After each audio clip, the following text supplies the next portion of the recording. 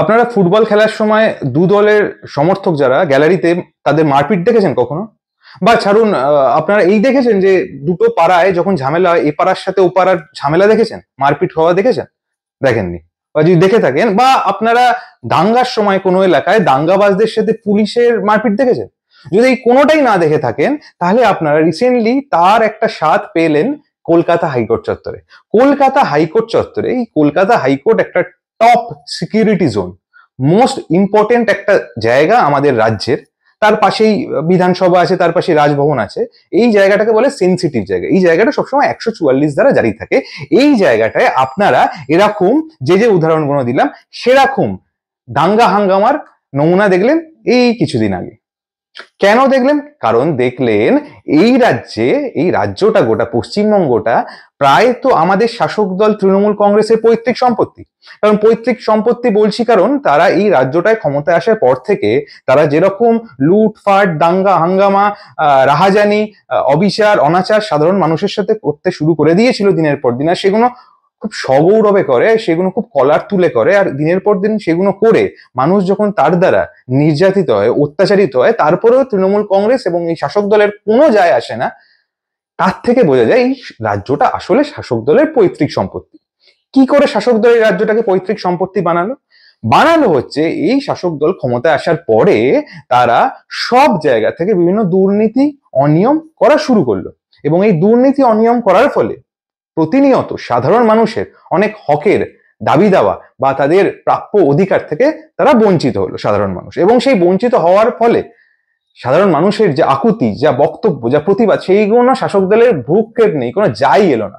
কারণ ওই যে বললাম, এই রাজ্যটা শাসক দলের পৈতৃক সম্পত্তি, এবং এই পৈতৃক সম্পত্তির জন্যই তারা আস্তে আস্তে করে এই রাজ্য থেকে শিক্ষা ব্যবস্থা, স্বাস্থ্য ব্যবস্থা, কলকারখানা, শিল্প সব লেটা চুকিয়ে দিল, সব তুলে দেওয়ার মানে প্রচেষ্টায় লেগে গেল। এই সব কিছু তুলে দেওয়ার পর লেটেস্ট তারা সেটা ঠিক করেছে, তারা এই রাজ্যের আইন ব্যবস্থাটাকেও তুলে দেবে। এই রাজ্যে হাইকোর্ট, যেখানে বিচার ব্যবস্থার মাধ্যমে সাধারণ মানুষ তারা কোনো অন্যায়ের শিকার হলে সেখান থেকে তারা ন্যায় পায়, সেই ব্যবস্থাটা তুলে দেবে। আর রেখে লাভ কি? তারা তো সাধারণ মানুষের সুযোগ সুবিধার্থে থাকা এই রাজ্যের সব প্রতিষ্ঠান তুলে ফেলেইছে, শুধু এই হাইকোর্টটা তুলে ফেলা বাকি আছে। ওটাও তারা প্রচেষ্টায় লেগে পড়েছে যে হাইকোর্ট থেকে লাভ কি, হাইকোর্ট থেকে লাভ নেই। এখানে কত ওইসব আইনের শাসন কি, দিদির শাসন হবে। আইনের শাসন বলে কিছু হয় না, দিদির শাসন পশ্চিমবঙ্গ জুড়ে চলবে। তাই জন্য দিদির চামচারা, দিদির লুমফেন সব নেতা কর্মীরা এখানে তাণ্ডব চালাবে।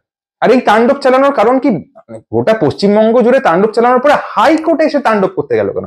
হাইকোর্টে এসে তাণ্ডব করতে গেল তার কারণ হচ্ছে তৃণমূল কংগ্রেস ক্ষমতা আসার পরে বিভিন্ন সময় যে বিভিন্ন রকম চুরি করেছে, কয়লা, গরু, বালি সব চুরি করার পরেও শিক্ষা, স্বাস্থ্য ব্যবস্থা এটাকেও দেখলো তারা চুরি করার আওতায় আনতে হবে। তো এইগুলোতেও চুরি করতে তারা শুরু করলো, এবং এই চুরিগুলো তারা যে খুব মানে বুক ঠুকে করে, এই চুরিগুলো তারা করার পরে জানে কেউ কিছু আটকাতে পারবে না। এবং এই দিনের পর দিন চুরিগুলো করতে করতে করতে এমন জায়গায় চলে এসছে সাধারণ মানুষও প্রায় ভুলে গেছে এই চুরির জন্য তারা কত কিছু থেকে বঞ্চিত হয়। কিন্তু মুশকিলটা কি হয়ে গেছে, হঠাৎ করে বর্তমানে রাজ্যের কিছু দৃঢ়চেতা মানুষ এই শাসক দলের অন্যায়গুলোকে চোখে আঙুল দিয়ে দেখিয়ে তাদের বিরুদ্ধে রুখে দাঁড়াচ্ছে, তাদের প্রত্যেকটা অন্যায়কে আটকানোর জন্য উঠে পড়ে লেগেছে। শাসক দল তৃণমূল দেখছে যে আমরা এত বহাল তবিয়াতে কয়লা চুরি করতাম, গরু চুরি করতাম, বালি চুরি করতাম, এই শিক্ষা ব্যবস্থা চুরি করেছি, স্বাস্থ্য চুরি করেছি, এইগুলো এতদিন কেউ আটকায়নি। এখন এসে এদের কাদের সাহস হলো যে এরা আটকাতে শুরু করলো?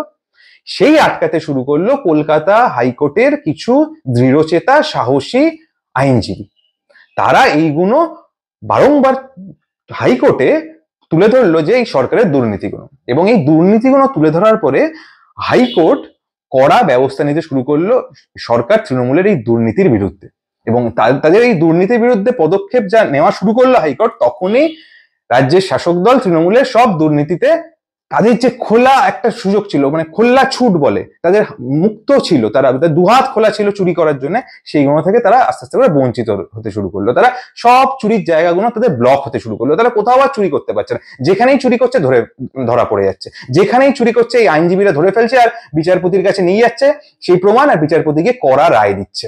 এবং এটা শুরু হয়ে গেল সরকারের গাত্রদাহ। নাহলে বলুন না আপনি, এই রাজ্যে শাসক দল ক্ষমতায় আসার পরে চাকরি বাকরির হাল কি করে দিয়েছে? কোনো চাকরি বাকরির সুযোগ রাখেনি সাধারণ মানুষের জন্য।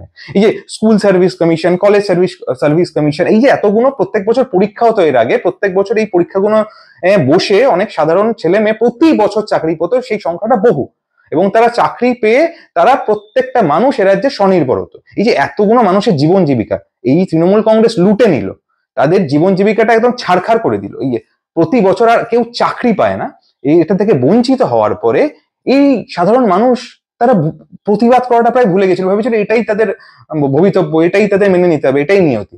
কিন্তু এই আইনজীবীরা তারা বললো যে সরকারের এই দুর্নীতি তারা চলতে দেবে না, প্রত্যেক বছর সুস্থভাবে প্রত্যেকটা ক্ষেত্রে নিয়োগ করতে হবে, কোনো দপ্তরে কোনো বিভাগে কোনো দুর্নীতি করা যাবে না, যেখানেই সরকার চুরি করবে সেখানেই এরা তাদের সরকারের এই দুর্নীতির মুখোশটা খুলে দেবে, তারা আটকাবেই। এবং তাতেই সরকারের তৃণমূল কংগ্রেসের গাত্রদাহ হয়ে গেল এই কলকাতা হাইকোর্টের এই আইনজীবীদের ওপর, কলকাতা হাইকোর্টের বিচারপতিদের ওপর, যারা সরকারের বিরুদ্ধে কঠোর রায় দেবে। কেন? এখানে হচ্ছে দিদির রাজ চলবে, কোনো কলকাতা হাইকোর্টের রাজ চলবে না, কোনো আইন ব্যবস্থার রাজ চলবে না। এইটা তারা এবার প্রতিফলিত করতে শুরু করে দিল তাদের কাজকর্মের দ্বারা। কেমন? কলকাতা হাইকোর্টের যারা আইনজীবী তারা সরকারের বিরুদ্ধে এসে প্রতিনিয়ত লড়ছে আর সরকারকে নাস্তানাবুদ করছে, সেমনই ফিরদৌস সামিম, বিকাশ রঞ্জন ভট্টাচার্য, এই মানুষগুলোর উপর এবার আক্রমণ করা শুরু হলো। কিভাবে আক্রমণ? তারা কলকাতা হাইকোর্টের মতো সেন্সিটিভ জায়গায়, এই যে যারা পয়সা দিয়ে চাকরি পেয়েছে, এই যে শাসক দল তৃণমূলের নেতাদের ঘুষ দিয়ে যারা চাকরি পেয়েছে, সেই মানুষগুলোকে এরা লুম্ফেনের মতো কলকাতা হাইকোর্ট চত্বরে তাণ্ডব করানোর জন্য লেলিয়ে দিল। এবং এরা কলকাতা হাইকোর্ট চত্বরে এসে তাণ্ডব করার সময় এত সগৌরবে তাণ্ডব করতে থাকলো, তারা মনে এত বল পেয়ে গেছে যে শাসক দল, সরকার, মুখ্যমন্ত্রী, তার নেতা মন্ত্রীরা আমাদেরকে বলেছে, আমাদেরকে সাপোর্ট করেছে, আমাদের মাথায় হাত রেখেছে, আমাদের উৎসাহ দিয়েছে, আমাদের মানে ব্যাকআপ দিয়েছে যে তোমরা কি ঝামেলা করো, আমরা এবার সব করতে পারি, আবার ধরাকে সরাজ্ঞান মনে করতে পারি, আমরা যা ইচ্ছা করে দেবো। কলকাতা হাইকোর্ট চত্বরের মতো জায়গায় গিয়ে তারা বলছে তারা এবার AK-47 হাতে নিয়ে এসে জঙ্গল রাজ কায়েম করবে। শুধু এখানেই শেষ না, তারা এই যে আইনজীবী ফিরদৌস সামিম, বিকাশ রঞ্জন ভট্টাচার্য, তাদের সহকর্মীরা, তাদের জুনিয়রদের ওপর অকথ্য ভাষায় গালিগালাজ করতে শুরু করলো এবং তাদের শারীরিকভাবে হেনস্থা করতে শুরু করলো। তারা ইট, কাঠ, পাথর, ভাঁড়, যা পারলো, জুতো তাদের দিকে ছুটতে শুরু করলো, এরকম ভাবে অপমান। তারপরে অকথ্য গালিগালাজ দেওয়া শুরু করলো, সেরকম অপমান। এমনকি তারা বিকাশ রঞ্জন ভট্টাচার্য, ফিরদৌস সামিম, বিচারপতি বিশ্বজিৎ বসু সবাইয়ের ছবির ওপর দাঁড়িয়ে পা দিয়ে মারাতে শুরু করলো, তারা সেখানে থুতু দিতে শুরু করলো। মানে এদের তাণ্ডবের মানে সীমা এতটাই বেড়ে গেছে। শুধু তাই না, এরাই তাণ্ডবটা না একটা মানে দীর্ঘমেয়াদী স্তরে করার জন্য উঠে পড়ে লেগেছিল, বা তাদের পরিকল্পনা ছিল। কারণ ওরা ওখানে প্রায় তিরপল টাঙিয়ে এবার আজীবন ওখানে আমি কলকাতা হাইকোর্টকে প্রায় তুলে দেওয়ার মতো দিনে নিয়ে পৌঁছবো, এরম একটা ধারণা নিয়ে হয়তো গেছিল। কারণ তিরপল টাঙিয়ে একদম সুন্দরভাবে গুছিয়ে ওখানে ওরা তাণ্ডবলীলা চালাবে বলে ঠিক করেছিল। আর এই সবগুলো ঘটার সময় পুলিশ ছিল, পুলিশ সুন্দর নীরব দর্শকের মতো ওখানে ছিল, সুন্দর ভাবে যেন একটা ওখানে WWE ম্যাচ হচ্ছে ওটা পুলিশ দেখার জন্য ছিল ওখানে। পুলিশকে হয়তো খুব সুন্দরভাবে বলা হয়েছিল তোমরা সুন্দরভাবে দাঁড়িয়ে থেকে এদেরকে দেখবে, এরা তাণ্ডব চালাবে, তোমরা দেখবে, আর তোমরা পারলে এদেরকে স্নেহের কোলের সন্তানের মতো যত্ন করে রাখবে যতক্ষণ এরা তাণ্ডব করবে, এদেরকে আরো তাণ্ডব করতে দেবে। এরকম চলতে থাকলো কলকাতা হাইকোর্টে কিছুদিন আগে 4-5 ঘন্টা ধরে। এবং 4-5 ঘন্টা ধরে এইটা করার পরে যারা করলো তাদের বিরুদ্ধে পুলিশ কোনো ব্যবস্থা নিল না। দেখুন, পুলিশেরও ব্যবস্থাটা খুব সুন্দর। পুলিশের ব্যবস্থা নেওয়ার ধরনটা হচ্ছে যে কোনো প্রতিবাদী মানুষ যদি সরকারের বিরুদ্ধে প্রতিবাদ করে, কোনো মানুষ যদি সরকারের বিরুদ্ধে কিছু বলে, কোনো মানুষ যদি সরকারের দুর্নীতির বিরুদ্ধে কিছু বলে, কোনো মানুষ যদি সরকারের দুর্নীতির বিরুদ্ধে কিছু পদক্ষেপ নিতে যায়, সেই মানুষদেরকে ধরতে পুলিশ ততটাই তৎপর। এইখানে কিছু লুম্ফেন মানুষের তাণ্ডবে পুলিশ যতটা নিষ্ক্রিয় ছিল।